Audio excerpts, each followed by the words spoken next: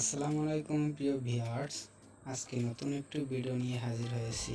আপনাদের ফেসবুক প্রোফাইলকে কিভাবে ফেসবুক পেজে রূপান্তরিত করবেন, এর জন্য আপনারা প্রথমে প্লে স্টোরে যাবেন। সেখানে আপনারা ফেসবুক লিখে সার্চ দিবেন। ফেসবুক অ্যাপসটি ইনস্টল করার পরে আপনারা অ্যাপের ভিতরে ঢুকবেন। আমি এখন ওপেনে ক্লিক করলাম। ওপেনে ক্লিক করার পরে ভিতরে ঢুকবেন এবং আপনাদের আইডিটি লগইন দিবেন। আমার যেহেতু লগইন করা আছে সেহেতু আমি আমার ফেসবুক প্রোফাইলে ক্লিক করলাম।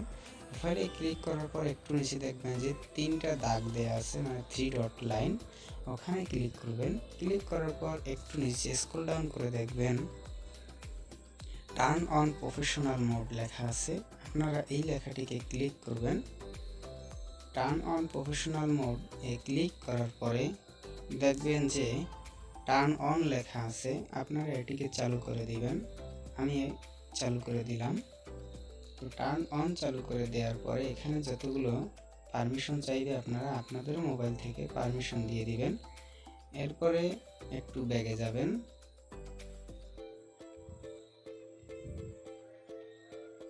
ব্যাগে যাওয়ার পরে আপনারা আবার 3 ডটে ক্লিক করবেন এবং এখানে দেখতে পাবেন ভিউ অ্যাস লেখা আছে। আপনারা এটিকে ক্লিক করার পর দেখতে পারবেন যে আপনাদের ফেসবুক প্রোফাইলটি কি সুন্দর একটি পেজে পরিণত হয়েছে।